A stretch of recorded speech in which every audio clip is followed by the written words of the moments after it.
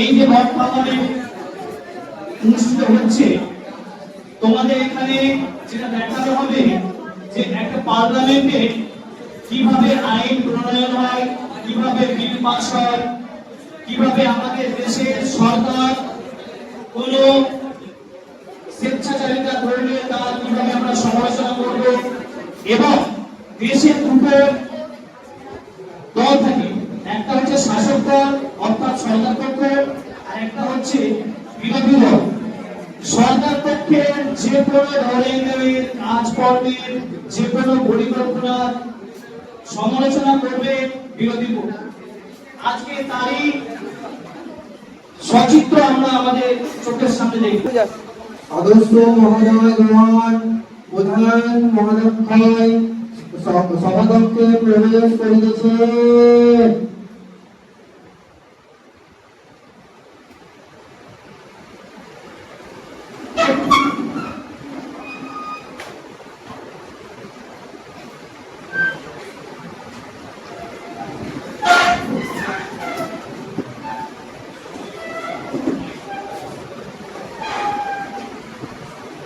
জঙ্গিপুর লোকসভা কেন্দ্র থেকে নবনির্বাচিত বিধায়ক হাবিবুর রহমান মহাশয়কে শপথ বাক্য পাঠ করার জন্য এখানে আসার অনুরোধ করা হচ্ছে।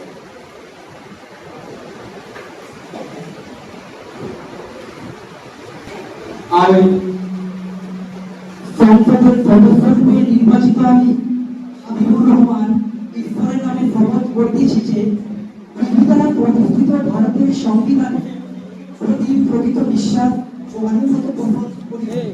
আমি ভারতের সার্বভৌমত্ব ও সংহতি রক্ষা করিব এবং আমি যে কর্তব্যভার গ্রহণ করিতেছি তাহা সঠিকভাবে চালনা করিব।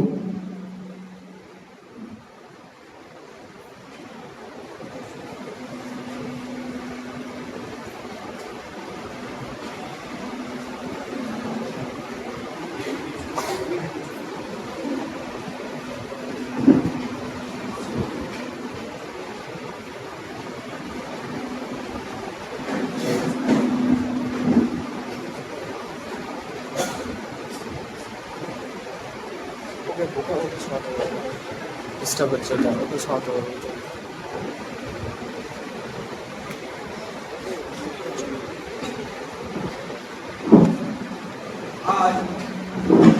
আজ সভা শুরু প্রাক্কালে আমি অত্যন্ত দুঃখের সহিত জানাই যে বিশিষ্ট সাহিত্যিক জ্ঞানাত মালতী গত 19/7/2025 তারিখে শহীদ হয়েছে। সাহিত্য একাডেমির সম্মানে ভূষিত হয়ে যে সাহিত্যিক তার যে মৃত্যুতে আমরা সকলে শোকাহত। কেরালায় 1937 খ্রিস্টাব্দে তিনি জন্মগ্রহণ করেছেন এবং আজীবন দলিত সম্প্রদায়ের জন্য লড়াই করেছেন। মৃত্যুকালে তার বয়স ছিল ৭৩ বছর। আমি প্রধানমন্ত্রীকে তার বিষয়ে বলার জন্য আবেদন করব।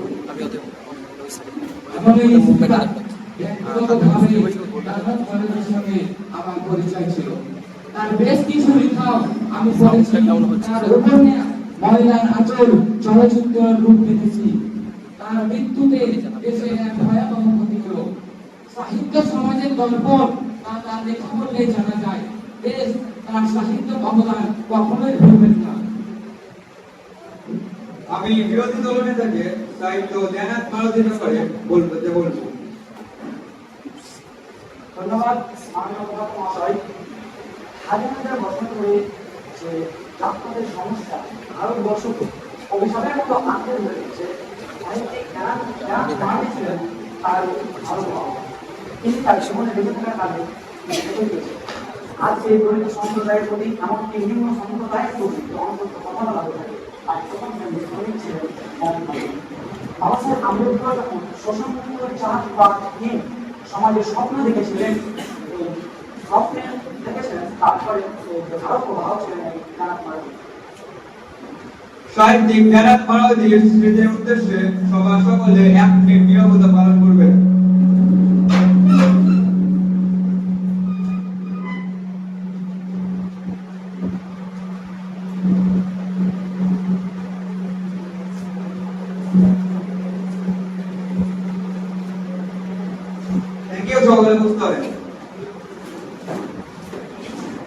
সচিব মহাশয়কে প্রয়াতের পরিবারের প্রতি একটি শোক বার্তা প্রেরণ করতে অনুরোধ করব।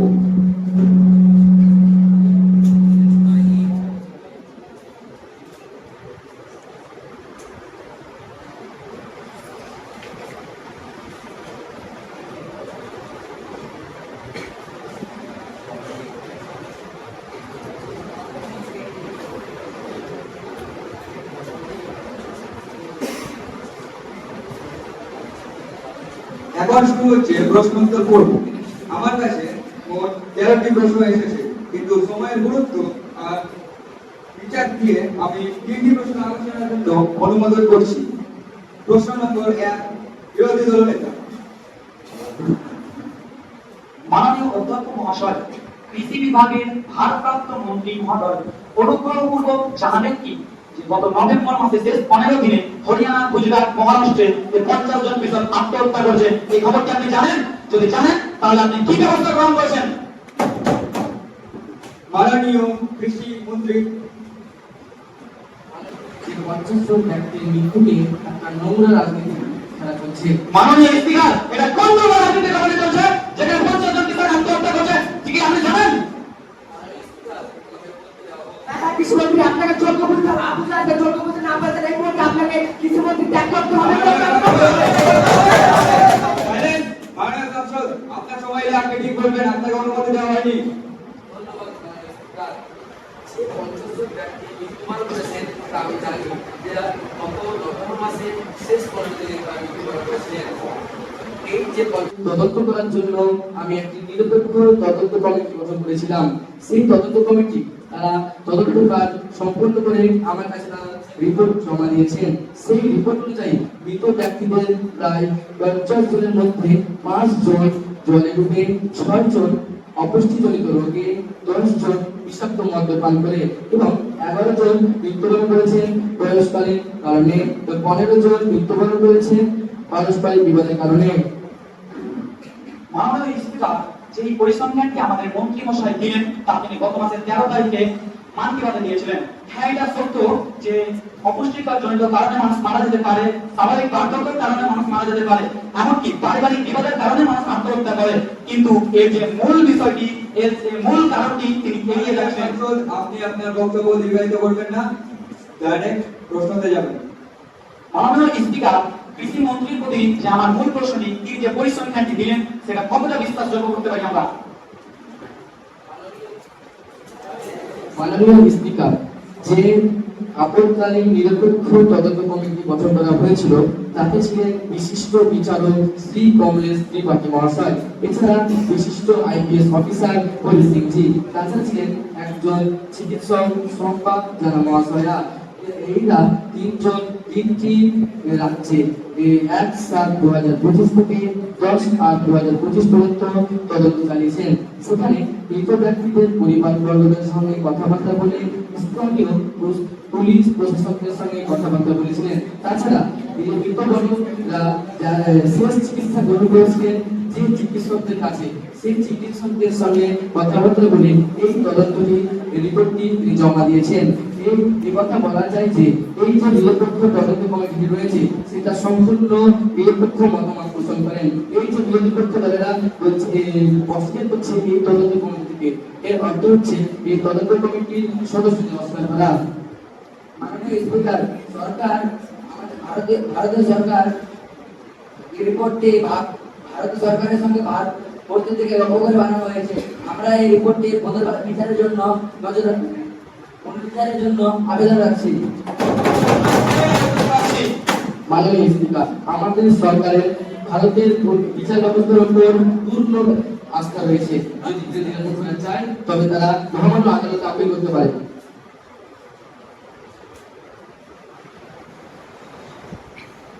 অনুমোদিত প্রশ্ন নম্বর 2, সাংসদ ভাস্কর বৈরাগ্য। মাননীয় স্পিকার, বিপদের মোকাবিলার ব্যবস্থাপনার যে মন্ত্রী তিনি অনুগ্রহপূর্বক জানাবেন কি 2025 সালে অর্থাৎ এই বছরে দক্ষিণ ভারতে যে বন্যা হয়েছিল সেই বন্যায় ক্ষতিগ্রস্ত মানুষের সংখ্যা কত? 30 নভেম্বর অবধি এই বন্যায় কটা ব্যক্তি হয়েছিল তা কি তিনি জানেন? এবং এই বন্যায় যে 10 জন মানুষ মারা গেছিল সেই সময় তিনি জানেন? একটু যদি জানেন তবে এই সময় তিনি আপনি উল্লেখ করুন। মাননীয় বিপর্যয় ব্যবস্থাপনা বিভাগের ভারপ্রাপ্ত মন্ত্রী। মাননীয় স্পিকার, আমি আপনার মাধ্যমে বিরোধী পক্ষকে জানাতে চাই, আমরা সকলে অবগত আছি যে দক্ষিণ ভারতে ৪ঠা নভেম্বর থেকে 25শে নভেম্বর তারিখ পর্যন্ত যে প্রবল বর্ষণের কারণে যে বন্যার পরিস্থিতি সৃষ্টি হয়, সেই বন্যার পরিস্থিতি এতটাই ভয়ঙ্কর হয়েছে, বন্যায় এখনো পর্যন্ত নেমে আসেনি বা বিপর্যয় নেমে আসেনি। এখনো পর্যন্ত কিছু এলাকা রয়েছে, সেই সমস্ত এলাকাগুলি থেকে জল নামেনি। এখনো কিছু শহর রয়েছে, শহরগুলি জনজীবন স্বাভাবিক অবস্থায় ফিরে আসেনি।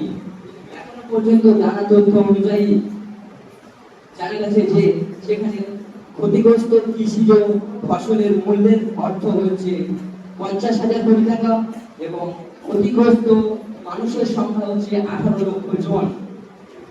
18 লক্ষ জন মারা গেছে, ক্ষতিগ্রস্ত হয়েছে। এছাড়াও কৃষিজ ছাড়াও আরো যে সমস্ত সম্পত্তি রয়েছে, সেই সম্পত্তিগুলোর ক্ষতিগ্রস্ত পরিমাণ হচ্ছে 60,000 কোটি টাকা।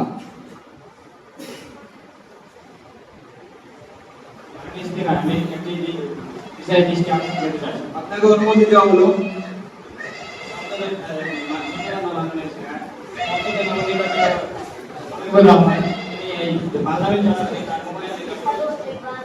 মাননীয় হাবিবুর রহমান, আপনাকে পার্লামেন্টে এরকম আচরণ করার জন্য। মাননীয় হাবিবুর রহমান, আপনি পার্লামেন্টে বসে এরকম নির্লজ্জ আচরণ করতে পারবেন না। আপনি দয়া করে ফোনটি অফ করুন। আমি অত্যন্ত দুঃখিত এবং লজ্জিত মাননীয় স্পিকার। আমি অনেকক্ষণ ধরে ফোনটি বন্ধ করার চেষ্টা করছিলাম, কিন্তু ফিরে উঠতে পারছিলাম না। ভবিষ্যতে এরকম কাজ আর করবো না। Thank you Habibur Rahman. বিপর্যয় ব্যবস্থাপনার ভারপ্রাপ্ত মহোদয়, জানাবেন কি দক্ষিণ ভারতের বন্যায় ক্ষতিগ্রস্ত তাদের জন্য কি ব্যবস্থা হয়েছিল বলুন।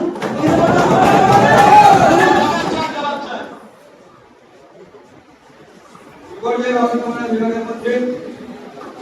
মাননীয় স্পিকার, আমি আপনার মাধ্যমে বিরোধী পক্ষকে জানাতে চাই, ন্যাশনাল ডিজাস্টার ম্যানেজমেন্ট ফোর্সের তরফ থেকে 11টি টিম সেই ক্ষতিগ্রস্ত এলাকাগুলিতে এখনো পর্যন্ত কাজ চালিয়ে যাচ্ছে।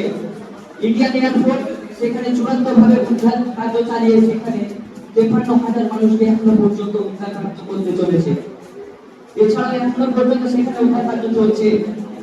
বিপর্যয় মোকাবিলা করার জন্য ইন্ডিয়ান কোস্ট গার্ড এবং ইন্ডিয়ান আর্মি ফোর্স পর্যন্ত সম্মিলিতভাবে তারা কাজ করে যাচ্ছে। মাননীয় স্পিকার, কেন্দ্র সরকারের পক্ষ থেকে কিছু হেলিকপ্টার মারফত 15,000 কেজি খাবার সেই ক্ষতিগ্রস্ত এলাকাগুলিতে পৌঁছে দেওয়া হয়েছে এবং 20 লক্ষ লিটার পানীয় জল সেই সমস্ত এলাকাগুলিতে পৌঁছে দেওয়া হয়েছে। 20টি মেডিকেল টিম এবং 55টি রিলিফ ক্যাম্পে 60,000 মানুষকে এখনো পর্যন্ত সাহায্য করে যাচ্ছে। 11,000 মানুষকে সম্পূর্ণভাবে নিরাপদ স্থানে নিয়ে যাওয়া হয়েছে।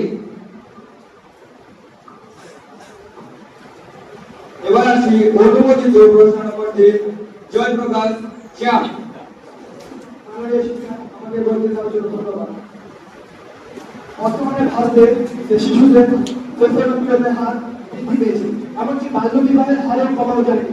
আমার প্রশ্ন নারী ও শিশু কল্যাণ মন্ত্রীর কাছে, তিনি এখন পর্যন্ত কি কি ব্যবস্থাপনা গ্রহণ করেছেন, তিনি যেন এই সংসদ ভবনে এখনই ব্যক্ত করেন। মাননীয় শিশু ও নারী কল্যাণ মন্ত্রী। মাননীয় স্পিকার, আমরা ক্ষমতায় আসার পর থেকে যথেষ্ট গুরুত্বের সঙ্গে কাজটি পরিচালনা করে আসছি। এখনো পর্যন্ত 26,000টি এসএসসি স্থাপন করা হয়েছে এবং 14,000 আইসিডিএস ওয়ার্কার বা আশাকর্মী কাজে নিযুক্ত হয়েছে। মাননীয় স্পিকার, এখন পর্যন্ত যে সবচেয়ে গুরুত্বপূর্ণ এবং যে কাজটি করে এসেছি সেটি হচ্ছে চাইল্ড লাইন পরিষেবা। এটি হচ্ছে 24 ঘন্টার শিশু সহায়তা কেন্দ্র। মাননীয় স্পিকার, যখন কোনো শিশু লাঞ্ছিত, পীড়িত, শোষিত, একা, অসুস্থ, তখন 1098 নম্বরে টোল ফ্রি কল করলে 4 ঘন্টার মধ্যে মিলে সাহায্য। এমনকি এই নম্বরে কল করলে আটকে দেওয়া যাবে বাল্য বিবাহ।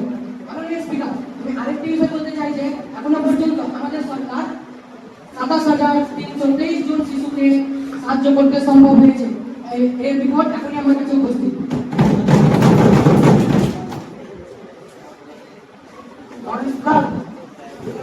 বলবেন যে রাজনীতি এর সবে বক্তব্য বলার আছে? মাননীয় সাংসদ, আপনাকে বলতে বলা হয়নি, আপনি বসে পড়ুন। মাননীয় বিধায়কদের ধন্যবাদ জানিয়ে প্রশ্নোত্তর পর্ব শেষ করা হলো।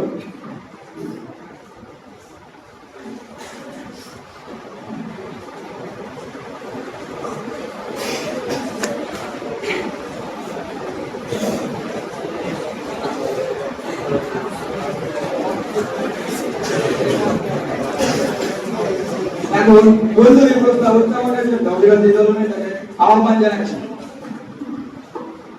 মাননীয় স্পিকার, বর্তমান সরকার যে নতুন কিষাণ ক্রেডিট কার্ডটি চালু করতে চলেছেন সেটি কোনো নতুন প্রকল্প নয়।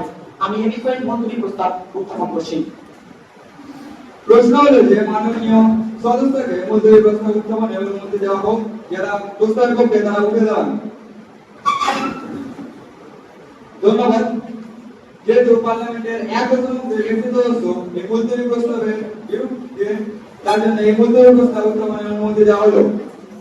মাননীয় স্পিকার, 2006 থেকে 2011 সাল পর্যন্ত যখন আমরা সরকার ছিলাম তখন কিষাণ ক্রেডিট কার্ড নামে একটা নতুন ব্যবস্থা চালু করি, যাতে ভারতবর্ষের মতন কৃষি প্রধান দেশের কৃষকদের উপকৃত হয়।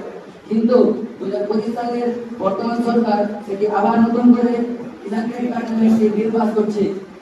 প্রশ্ন এই যে মাননীয় স্পিকার রয়েছে, যেটি আগের দিকে চালু ছিল সেটি আবার নতুন করে চালু করার প্রয়োজন বাকি, এতে সময় ও সম্পদ উভয় নষ্ট হবে।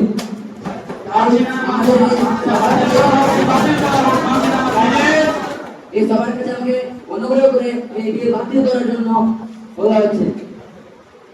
মাননীয় কৃষিমন্ত্রী, আপনি এই বিষয়টি আলোচনা করবেন।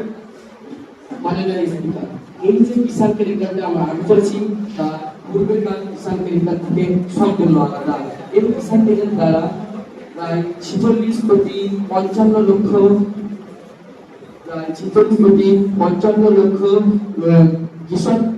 কৃষক পরিবার উপকৃত হবেন। আর 2006 সাল থেকে 2011 সাল পর্যন্ত যে বিরোধী পক্ষরা ক্ষমতায় থাকালে তখন তারা যে কৃষক ক্রেডিট কার্ডটি চালু করেছিলেন তার দ্বারা উপকৃত হয়েছে মাত্র 4,55,203টি কৃষক পরিবার। এই কৃষক পরিবারের এই সুবিধা থেকে বঞ্চিত হওয়ার একমাত্র প্রধান কারণ হল এই কিষাণ ক্রেডিট কার্ডটি গঠনগত জটিলতা।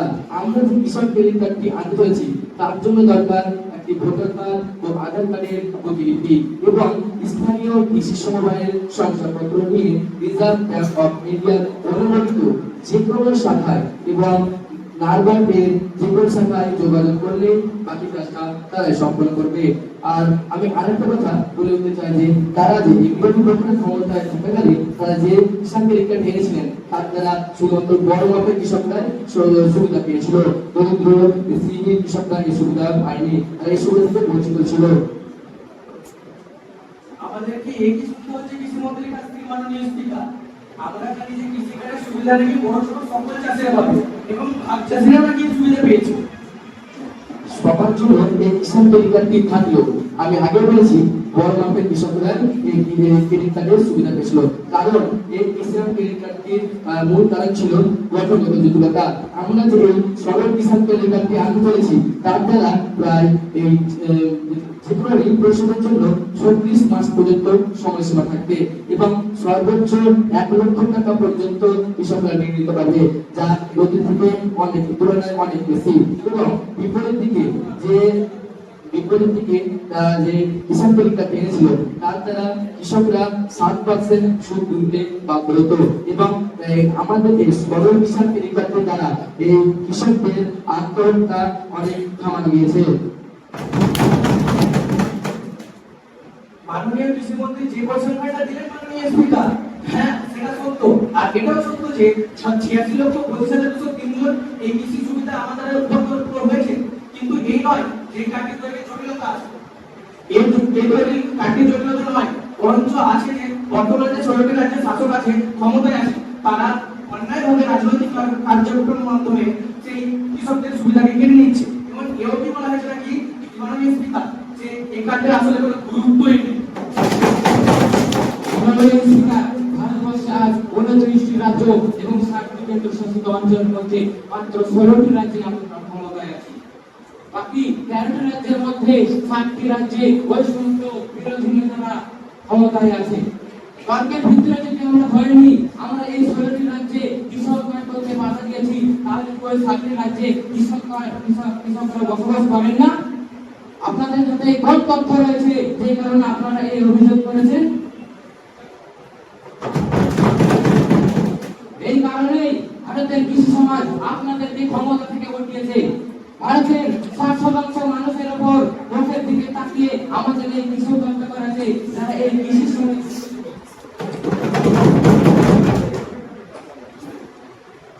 বিরোধী দলের নেতা রমেশ গান্ধী আপনাকে বৈতনিক প্রস্তাবের উত্থাপনের জন্য অনুরোধ করা হচ্ছে। মাননীয় স্পিকার, যে বিলটি সংশোধিত এবং যদি নতুন নয় সেটা নতুন করে আনার কি কারণ? সরকারের উদ্দেশ্য যদি সাধু হতো তাহলে সে পুরনো বিলটিতে পুরনো প্রকল্পটিতেই তিনি নতুন সুবিধা যুক্ত করে রিনিউয়াল সুবিধা রাখেন। কিন্তু সরকারের উদ্দেশ্য মহৎ নয়, তার উদ্দেশ্য সেখানে রাজনৈতিক স্বার্থ জড়িয়ে রাখা। সামনে লোকসভা ভোটকে কেন্দ্র করে তিনি এই প্রকল্পটি আনছেন। এখানে লাভ কার হবে? শুধুমাত্র লাভ হবে সরকার পক্ষের, আর যদি সাধারণ জনগণের। সাধারণ জনগণের অধিকাংশ ভারতের সাধারণ জনগণেরাই হচ্ছে এরকম মানুষ, এমনকি দরিদ্র মানুষ। তারা যখন এই প্রকল্পটি চালু করার জন্য অর্থ সময় নষ্ট করবে, তারা যে অর্থ সময় নষ্ট করার সময় এই যে মূল্য চোকাবে এই সাধারণ মানুষগুলো। তাই আমি এদের প্রস্তাব মূল্য দান করছি। মূলধনী প্রস্তাবটি আলোচিত হলো। যারা মূলধনী প্রস্তাবকে সমর্থন করছে তারা হ্যাঁ বলুন। যারা মূলধনী প্রস্তাবকে বিরোধিতা করছে তারা না বলুন।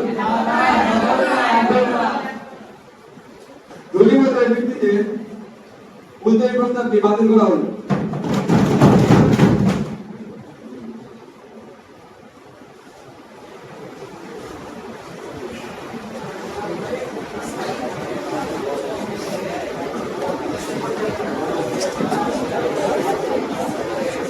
বিরোধী দলের বিধায়কদের কাছ থেকে 3টি বিষয়ে দৃষ্টি আকর্ষণের প্রস্তাব এসেছে। 3টি প্রস্তাবের মধ্যে গুরুত্ব অনুযায়ী মাননীয় হাবিবুর রহমান মহোদয়কে দৃষ্টি আকর্ষণী প্রস্তাব উত্থাপনের অনুরোধ জানাই।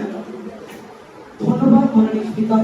আমি জয়পুর লোকসভা কেন্দ্রের সাংসদ, আমি বিপর্যয় মোকাবিলা মন্ত্রী দৃষ্টি আকর্ষণ করতে চাইছি যে আমার জেলা শামসেরগঞ্জের বন্যার ভাঙনটি একাধিকবার আমি প্রধানমন্ত্রীর কাছে সাহায্যের জন্য চিঠি লিখেছি, কিন্তু কোনো সুরাহা মেলেনি।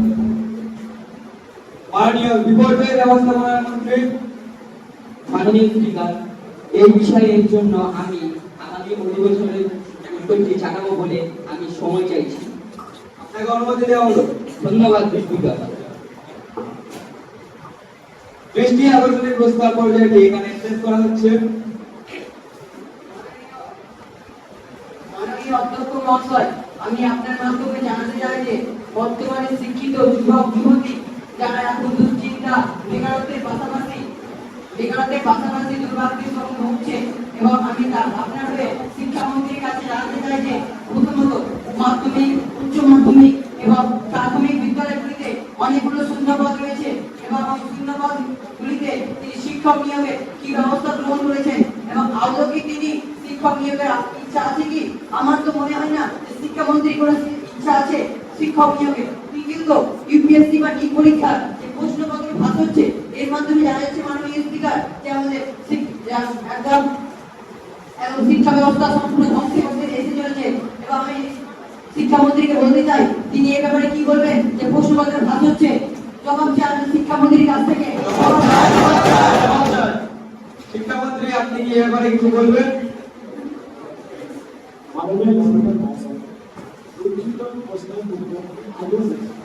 আজও আমি সংক্ষিপ্ত আকারে এই প্রশ্নের উত্তর দিচ্ছি।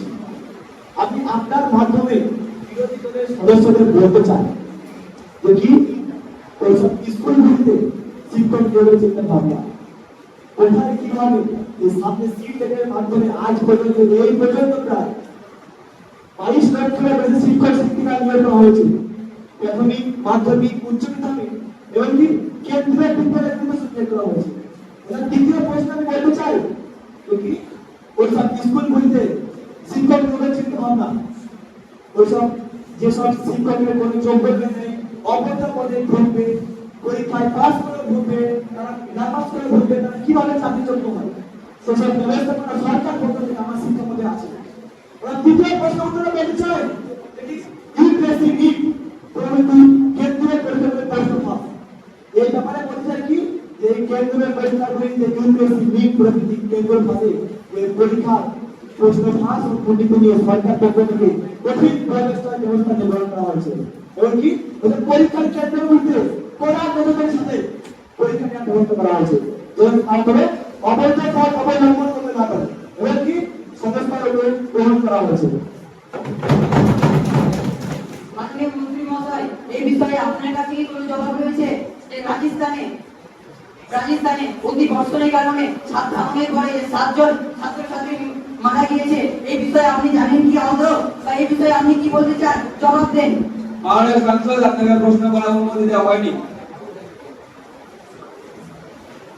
মাননীয় বিরোধী পক্ষের সাংসদ মহোদয়কে উল্লেখ করবেন, প্রশ্ন উত্থাপনে অনুরোধ জানাই।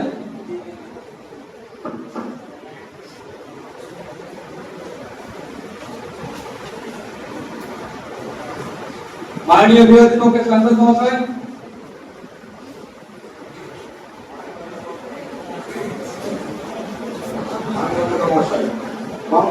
আজ প্রধানমন্ত্রী এটা যে কেন্দ্র করে আজ 40 কোটি মানুষ জন্মগ্রহণ করেন।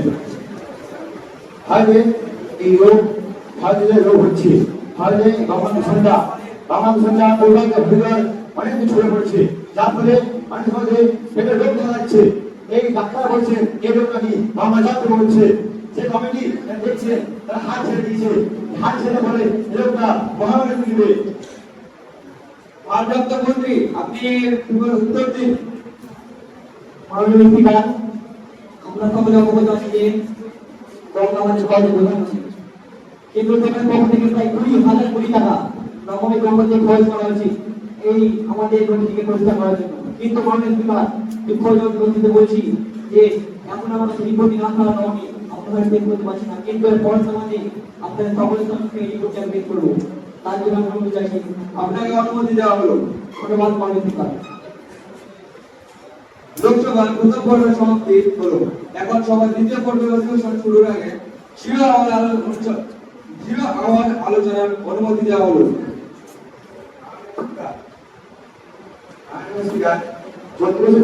নাটকীয় অভিনয় আটগান পান্ডের হিন্দু অপরাধ ধর্ষক সংশোধনারে উন্মাদে ছাড়া পাচ্ছেন নাবালক এই সমাধি। এর ফলে সবাই একটা ঘর তৈরি হচ্ছে কি এত আদিবাসী কম্পাস ছেলেরা এই অপরাধে যুক্ত হচ্ছেন, যারা অপরাধী তারা ছাড় পাচ্ছেন কি তারা সরকারি পক্ষের লোক। মাননীয় স্পিকার, আমরা সকলেই জানি দেশের সমস্ত প্রক্রিয়ায় দেশের সংবিধান দ্বারা পরিচালিত হয়, তাই আমাদের ইচ্ছা থাকলেও আমরা কোনো কিছু করতে পারিনি। যেহেতু বিষয়টি মহামান্য সুপ্রিম কোর্টের নির্দেশে আমাদের দেশের প্রশাসন কাজ করে, এই বিষয়ে মত দেওয়ার অন্য কারো অধিকার নেই। আমাদের যে সাফল্য সংশোধনের জন্য আমরা যথেষ্ট সহায়তা করেছি এবং আশা করি যদি জলদি আমরা কোনো সিদ্ধান্ত নিই এটা ভারতের পক্ষে প্রতিকার হতে পারে। তাই যেহেতু এই বিষয়টি মহামান্য সুপ্রিম কোর্টের বিচারপতি দ্বারা বিচারাধীন, তাই আমি এই বিষয়ে অন্য কোনো কথা বলতে অক্ষম।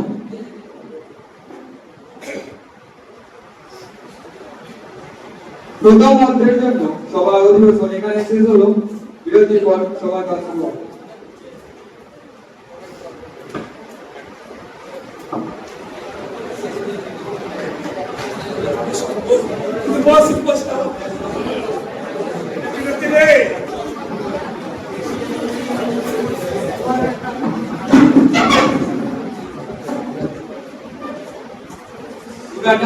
Good afternoon, everyone.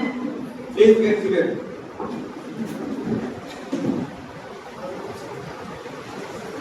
মাননীয় বিরোধী দলের মন্ত্রিসভার উপর অনাস্থা প্রস্তাব এনেছে। যারা এই অনাস্থা প্রস্তাব উত্থাপনের পক্ষে তারা উঠে দাঁড়ান।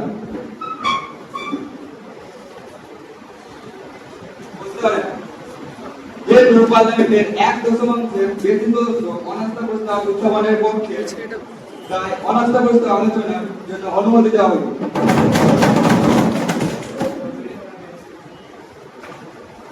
ধন্যবাদ মাননীয় স্পিকার। এই সভা মন্ত্রী পরিষদের প্রতি অনাস্থা প্রকাশ করছে। এই সময়ে নানা ক্ষেত্রে নানান শ্রেণীর মানুষ এখন নিরাপত্তা বোধ করছে।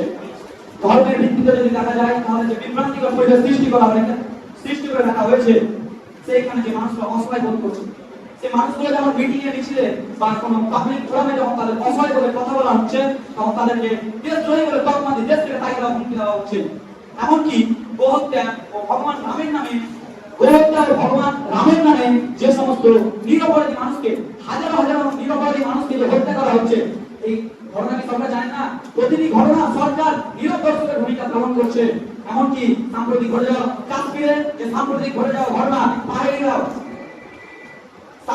কাশ্মীরে ঘটে যাওয়া যে ঘটনা পাহাড়িরাও ঘটনায় সরকার ধর্মের ভিত্তিতে রাজনীতি করতে চাইছেন কি? এগুলি কি ঠিক হচ্ছে? আমি এই বিষয়ে অনুমতি माननीय प्रधानमंत्री আপনি এর জবাব দিবেন। মাননীয় স্পিকার মহাশয়, আমরা জানি ভারতবর্ষের কয়েকটি বিচ্ছিন্ন ঘটনা নিয়ে সমগ্র ভারতের বিচার করার যে বাস্তবতা আপনাকে বুঝিয়ে বলার দরকার নাই। আজ ভারতবর্ষে 130 কোটি জনসংখ্যার এই দেশে কয়েকটি বিচ্ছিন্ন ঘটনা নিয়ে অনাগ্য সূচিত করা যায় না। আমি বলতে চাই, ভারতবর্ষের সরকার এই সমস্ত ঘটনাগুলোকে কখনো নিজের প্রচেষ্টায় ঘটায়নি। তাছাড়াও ভারতবর্ষের সরকার এই সমস্ত ঘটনাগুলোকে কখনোই সমর্থন করেনি। তাছাড়াও আমরা এই সমস্ত অপরাধীদের চিহ্নিত করে শাস্তি দেওয়ার ব্যবস্থা নিয়েছি। এখনো 3টি অপরাধী বিচারাধীন। কিন্তু আমি ভারতবর্ষের প্রধানমন্ত্রীকে এই সমস্ত বিচার প্রক্রিয়াকে কখনোই ত্বরান্বিত করেনি। মাননীয় স্পিকার মহাশয়, এমনকি ভুলে গেলেন আমাদের রাজপথে কিংবা ভারতীয় দৈনিক সেক্টরে এমনকি ভুলে গেলেন প্রকাশ্যে রাজপথে বিভিন্ন মানুষের সমাজ সংস্থাকে। মাননীয় স্পিকার, আমরা জানি এই প্রতিটি মৃত্যু ছিল খুবই দুঃখজনক। এই দুই ভারতীয় প্রীতির কথা আমরা কখনোই ভুলব না, কিন্তু এটা মনে রাখতে হবে যে ভারতের সরকার এই সমস্ত ঘটনাগুলোকে কখনোই সমর্থন করেনি।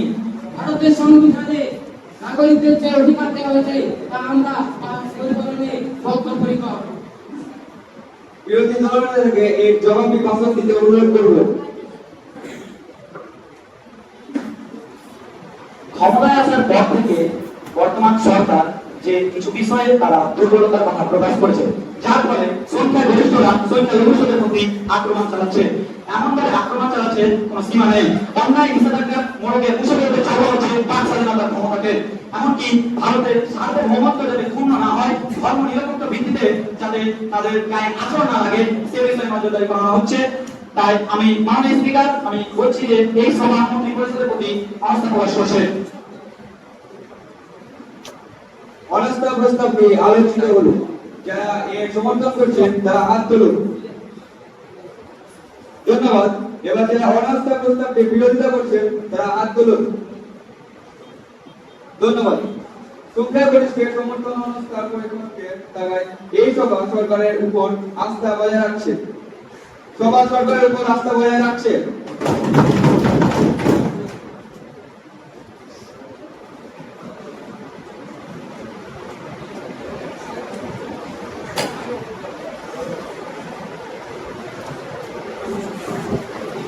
এখন জনস্বার্থ সম্বন্ধীয় জরুরি আলোচনায় অংশগ্রহণের জন্য মাননীয় সংসদ অধ্যক্ষ মুখার্জিকে তার প্রশ্ন রাখতে অনুরোধ করছি। মাননীয় স্পিকার, আমি আপনার অনুমতি নিয়ে প্রধানমন্ত্রীকে একটি প্রশ্ন করতে চাই। আপনাকে অনুমতি দেওয়া হলো। অর্থাৎ আমাদের দেশের জ্বলন্ত সমস্যা। অর্থাৎের কারণে ঘোষিত প্রকল্পগুলো বরাদ্দ টাকা দিতে পারছে না কেন্দ্র সরকার। বিপরীতে দেখছি অন্য সমস্যা। আমাদের সরকার এখন মাসে মাসে বা সময় সময়ে ঘুরে বেড়াচ্ছেন বিভিন্ন দেশে, হাজার হাজার কোটি টাকা ক্ষতি করছেন এবং দেশে দেশে আপনার কাছে আমার প্রশ্ন রয়েছে, তিনি ফেব্রুয়ারি মাসে আমেরিকা থেকে ঘুরে এসে আবার এপ্রিল মাসে 15 দিন কেন অস্ট্রেলিয়ার ভ্রমণ করতে গেছিলেন এবং তিনি সেখানে গিয়ে কেনই বা তার টুইটার অ্যাকাউন্টে ছবি পোস্ট করেছিলেন? মাননীয় প্রধানমন্ত্রীকে উত্তর দিতে বলবো। মাননীয় স্পিকার, আমি আমার বিরোধী বন্ধুর প্রশ্নের উত্তর জানাতে চাইছি। আমি গত ফেব্রুয়ারি মাসে আমেরিকা যেতে বাধ্য হয়েছিলাম আমেরিকার আন্তর্জাতিক প্রদর্শনে। আপনারা সকলে জানেন আমেরিকার প্রেসিডেন্ট ডোনাল্ড ট্রাম্প নবনির্বাচিত হন। আমি ভারতবর্ষের প্রতিনিধি হিসেবে সেখানে উপস্থিত হয়েছিলাম তার শপথ সভায়। এটাও ঠিক যে আমি গত জুলাই মাসে 15 দিনের জন্য আমেরিকা ভ্রমণে গিয়েছিলাম। আমি কিন্তু ওখানে কোনো প্রমোদমূলক আলোচনার জন্য সেখানে যাইনি, কোনো আনন্দের জন্য যাইনি। আমি সেখানে এক বিশেষ কারণের জন্য আমি আমেরিকায় গিয়েছিলাম। 2015 সাল থেকে 2025 সালের মধ্যে আমরা সকলে জানি ভারতবর্ষ 18টি জঙ্গি হামলার সম্মুখীন হয়েছে। এই সমস্ত জঙ্গি হামলাকে কি করে থামানো যায় তার জন্য আমি আমেরিকার আন্তর্জাতিক সম্মেলনে উপস্থিত হয়েছিলাম। আমার বিরোধী দলের সদস্যগণরা প্রশ্ন তুলেছেন, অভিযোগ তুলেছেন টুইটার অ্যাকাউন্টে ছবি পোস্ট করার জন্য। মাননীয় স্পিকার, তারা হয়তো ছবি ভালো করে দেখেননি, দেখতে পেলেন যে আমি মাত্র 3টি ছবি পোস্ট করেছি। প্রথম ছবি আমেরিকার চুক্তি শেষে পোস্ট করেছি, দ্বিতীয় পোস্টিং করেছিলাম ভারতীয়দের দূতাবাসের সঙ্গে। এই দূতাবাসটি ভারতীয় জঙ্গিরা নির্মাণ করে গেছিল। আমি ভারতবর্ষের প্রতিনিধি হিসাবে ওই সমস্ত জঙ্গিদেরকে বার্তা দিয়ে এসেছি যে ভারতবর্ষের মানুষ এই সমস্ত অন্যায়কে মাথা নত করে মেনে নেবে না।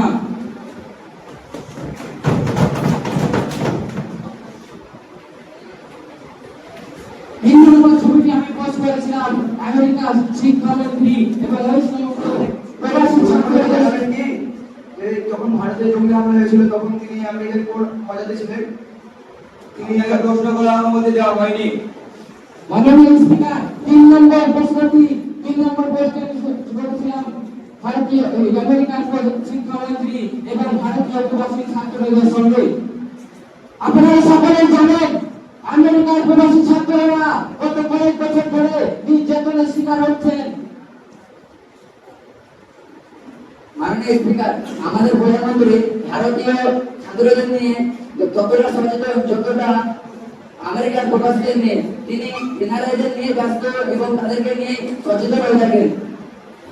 মাননীয় স্পিকার, বিরোধী দলের বন্ধুর প্রশ্নের উত্তরে আমি জানাতে চাই যে আপনারা সকলে জানেন ভারতবর্ষের আর 30 লক্ষ ছাত্রছাত্রী বিদেশে থাকেন, তাদের মধ্যে 3,90,000 থাকেন আমেরিকার মধ্যে। আপনারা জানেন আমেরিকার সেই সমস্ত প্রবাসী ছাত্ররা গত কয়েক বছর ধরে নির্যাতনের শিকার হচ্ছেন। আমি আমেরিকার শিক্ষামন্ত্রী এবং এই সমস্ত প্রবাসী ছাত্রদের পাশে তাদের ছবি দেওয়ার উদ্দেশ্য একমাত্র আমি তাদের পাশে আছি। আমি ভারতবর্ষের প্রধানমন্ত্রী হিসেবে পৃথিবীর যে কোনো প্রান্তে থাকা প্রত্যেকটি ভারতীয় নাগরিকের প্রতি আমি দায়বদ্ধ এবং আমার এই সমস্ত দায়িত্ববদ্ধ পালনে আমি বদ্ধপরিকর। জনস্বার্থ সম্বোধনীয় আলোচনাটি এখানে শেষ করা হলো। মাননীয় স্বাস্থ্যমন্ত্রী মহাশয় সবাই বিলুপ্ত বানানোর জন্য অনুরোধ জানাচ্ছি। ধন্যবাদ মাননীয় স্পিকার। আমরা 2025 খ্রিস্টাব্দে যে নতুন বিলটি পাস করেছি, বেটি বাঁচাও বিল, এই বিলটি সবার সামনে আমি উত্থাপনের জন্য আপনার অনুরোধ প্রার্থনা করছি মাননীয় স্পিকার। মাননীয় স্বাস্থ্যমন্ত্রী মহাশয়কে মেয়েদের স্বাস্থ্য ও অধিকার সংক্রান্ত বেটি বাঁচাও বিল 2025 সভায় উত্থাপন করার জন্য অনুমতি দেওয়া হলো। মাননীয় স্পিকার, আমরা সকলে অবগত 2025 সালে বেটি বাঁচাও বিলটি পাস করা হয়েছে। এই বিলটি ঠিকভাবে কার্যকর করা হয়, এই বিলটি ঠিকভাবে শিক্ষা প্রতিষ্ঠিত করা হয়, তাহলে অনেকগুলি নারীদের বাঁচতে হবে।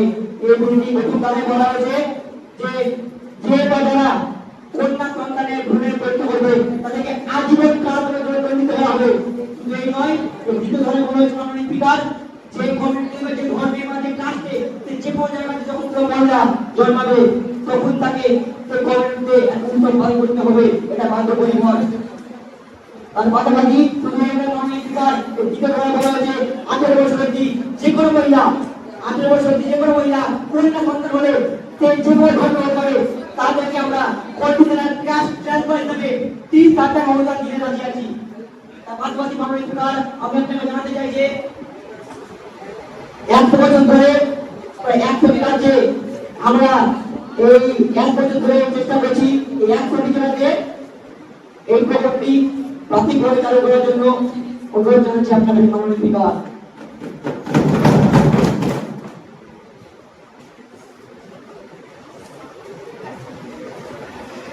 মাননীয় সংসদের উপস্থিত এই বিল সম্পর্কে আলোচনার জন্য আপনাদের অনুরোধ জানাই।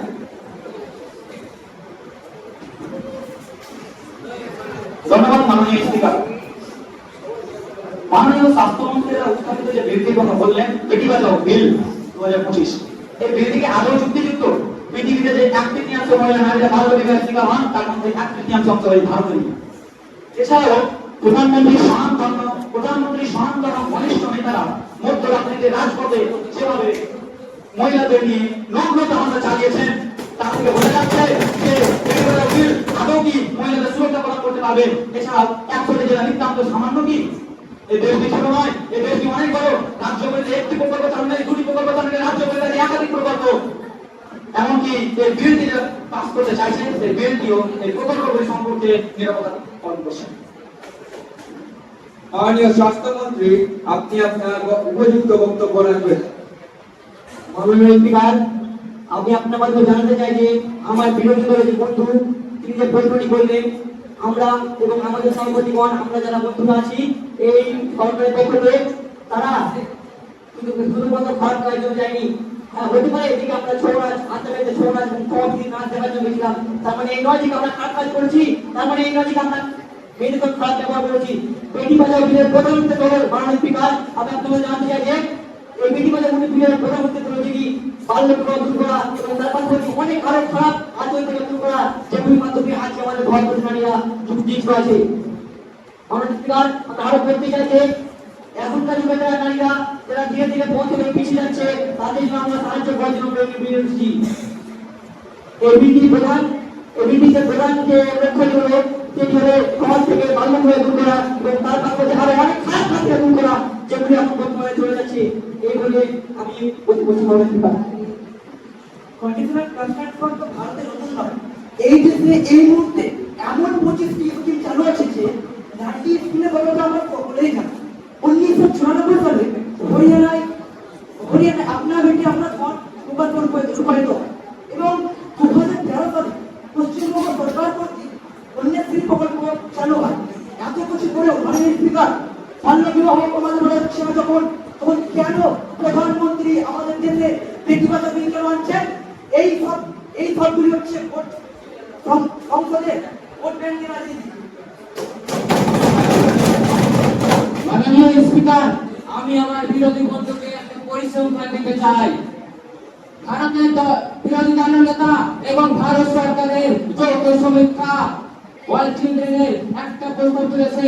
আমি সেখানে বলেছি 2012 সালে ভারতবর্ষে বাল্য বিবাহের সংখ্যা ছিল 17,34,000, 2013 সালে হয়েছিল 17,36,000, তারপরে 2012 সালে তা কমে হয়েছে 2,12,000।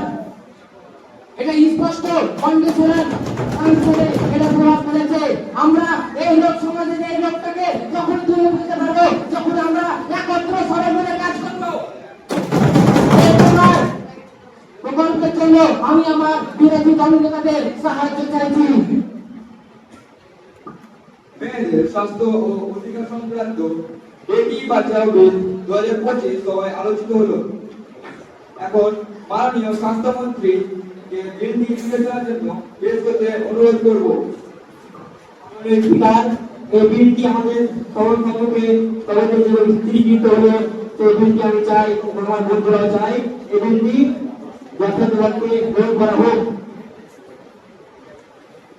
প্রশ্ন হলো যে মেয়েদের স্বাস্থ্য ও অধিকার সংক্রান্ত বেটি বাঁচাও বিল 2025 সভায় যেভাবে স্থিরীকৃত হলো তা পাস করা হোক।